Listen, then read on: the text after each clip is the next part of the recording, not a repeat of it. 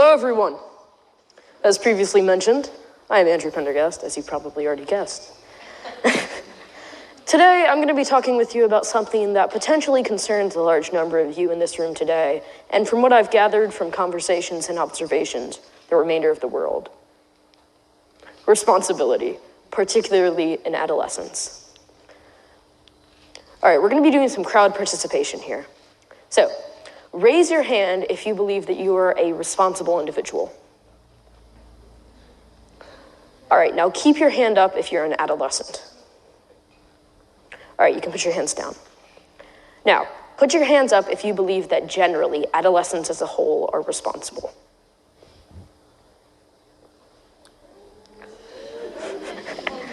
That's what I thought. We'll see if that changes at all over the course of this talk as we delve further into the necessity of adolescent responsibility and how we can take steps towards that.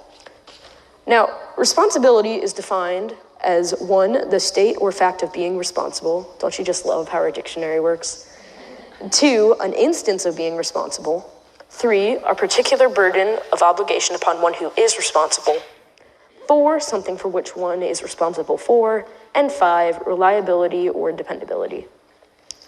Now, essentially, all of these definitions can be condensed into 2 basic meanings. Firstly, being accountable for something that one has been given leave of, and secondly, being reliable or dependable. Generally, society accepts the first definition of responsible, answerable or accountable for something within one's power or control. Seeing as this is the definition that we as a society have chosen to define responsible, this shall be the definition I will be using for the remainder of this talk. So, let's get started. Is responsibility a truly universal concept? Now, one would believe that accountability was necessary in the first civilizations for them to grow. If somebody didn't do what they were supposed to do, how in the world could the society advance? As children aged into adolescence, they were given a real responsibility in their community that would aid in the development of said community.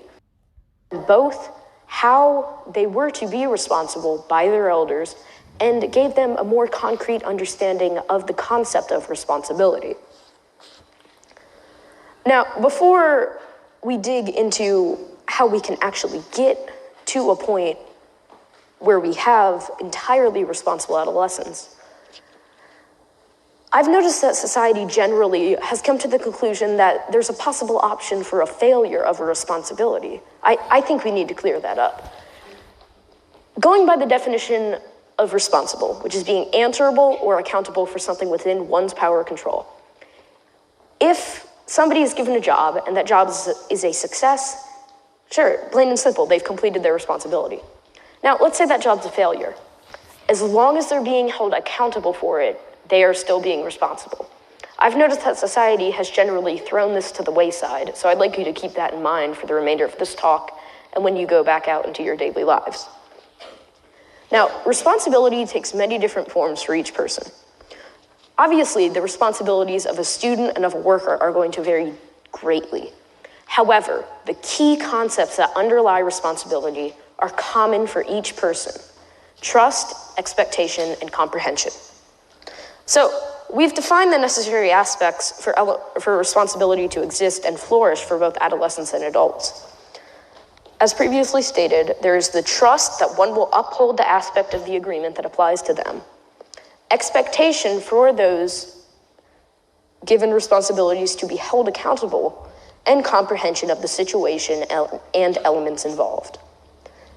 As responsibility is built on the contract that one will be held accountable, the trust that one person will uphold their portion of the agreement is the epitome of the social phenomena called responsibility.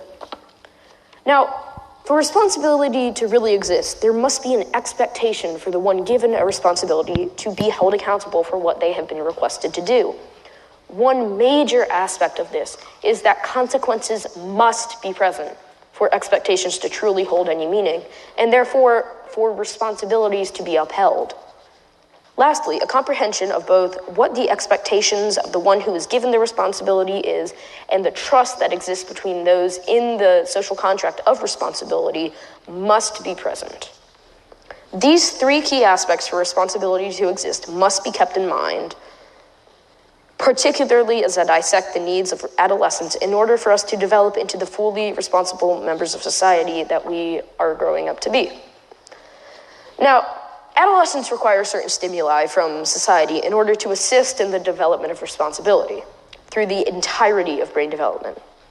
For instance, as previously mentioned, as adolescents begin to develop the prefrontal cortex, wherein lies the capacity for decision-making, they strive for an increased amount of responsibility so that they can fill their brain with the complete understanding of responsibility, giving them a more dynamic view of this newly formed concept. Now, this can be observed, as I'm sure you've all noticed, as early adolescents wish for increased amounts of freedom in return for the responsibility that they will be held accountable for their actions. And if an adolescent wishes not to be held accountable for what they do, they simply have that freedom removed. That's where the consequences come in. Now, this prepares the very foundation for the successful implementation of responsibility into young adolescent life. In addition to the increased amount of freedom and consequences that adolescents must be given to nurture responsible members of society, these adolescents, in order to form a strong basis for responsibility, must be given a meaningful position in society.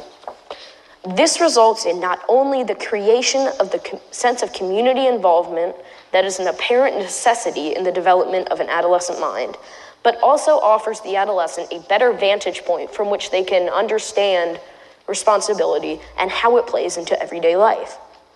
Overall, although these examples do not entirely complete the needs of adolescents, this essentially condenses the list into three specific elements that can be internally separated in order to allow for a more complete understanding of these needs. Once again, these are trust, expectations, and comprehension. Now, early adolescence is a particularly crucial period in the development of autonomy, including responsibility and self-control. As seen in a study done in Michigan in 1987 with 174 adolescents and their guardians, the development of responsibility in the tested adolescents was directly correlated between gender and parental employment status. This study demonstrated that in families with one parent who was not employed, the adolescents had a tendency to be more responsible. This concludes that the concept of responsibility is taught from elders of society, as I previously hypothesized. This experiment also discovered that females of early adolescence generally were more responsible than their male counterparts. This can be attributed to the fact that the female brain develops slightly earlier in adolescence than males, and thus the sections of the brain that are involved in the development of a sense of responsibility are more complete than those of males. As responsibility in adolescence has been partially defined through the scientific aspect of the concept, the quintessential component of the development of adolescent responsibility is the adolescent itself. As the adolescent grows, they will begin to crave responsibility. But what can adolescents really be responsible for? Now, I can imagine that in all of your lives, you have things for which you are responsible, namely your family, your job, and yourself. Those are the aspects of society that a full-grown member can truly be responsible for. Now, adolescents are responsible for themselves. That's just the biological imperative, that one will live as long as one can so that one can pass on their genetic makeup and influence society as they see fit. Now, you may notice that a good portion of adolescents do not have jobs. Now, seemingly, that would take the second point of responsibility in society go to moot. Education replaces the responsibility of having a job and must be treated the same way as if you had a job. Now, the family unit and the social unit are where the responsibilities of an adolescent and an adult differs greatly. The responsibilities of an adult in social situations is simple. Be aware of those around you and influence them as you see fit. Similarly, the social responsibilities of adolescents revolve around the caring for those around you and influencing them in the way that you view to be correct. However, this responsibility in adolescence has much more impact as the development of self-identification is most prominent during this stage in development. Now, for an adult, the responsibilities of a family is also simple. Keep those whom you love and or share your genetic makeup safe from harm and teach them to be self-reliant. Now, this is where it really begins to differ. For an adolescent, their responsibility in the family unit is to learn from their parents and assist those around them to do the same. At face value, this may seem as though there's very little difference in the responsibility of the adult and of the adolescent in the family unit.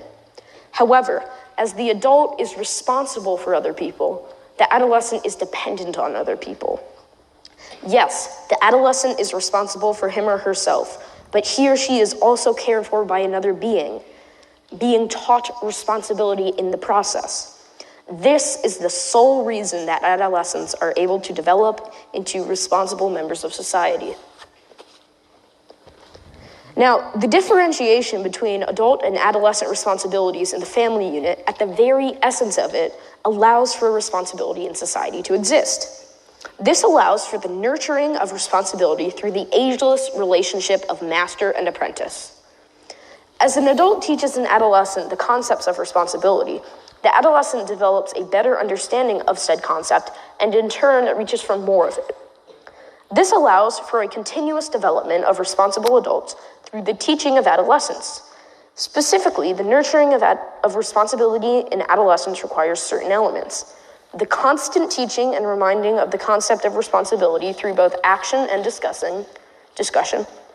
2, the increase in responsibilities in the life of the adolescent as they develop a concrete understanding of responsibility and acquire the necessary elements to obtain more responsibility in their lives, and the cooperation of both adolescent, adult, resulting in the mutual comprehension of the necessity of the teaching of responsibility to adolescents for society as a whole. Through the simple adhesion to these necessary aspects in the development of responsibility in adolescence, the development of a sense of responsibility in the next generation and every generation thereafter will be improved, resulting in the allowance for societal growth.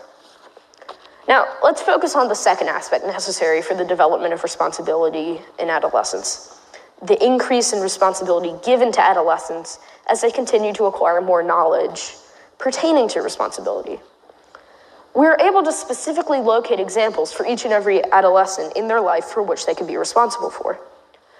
I, for instance, enjoy the responsibility of getting my schoolwork done, keeping myself healthy, and ensuring that I am performing to the best of my abilities in each endeavor that I perform. Now, this doesn't paint a mold for each adolescent in society, and to locate the exact instances, listen to this, takes time, patience, and experimentation with the results of different responsibilities and the outcomes thereof. Stemming directly from that, both adolescents and society need to partake an active role in the development of responsible adolescence. Society needs to abide by these necessary elements for responsibility to grow and be present in the journey of responsibility for each and every adolescent in society.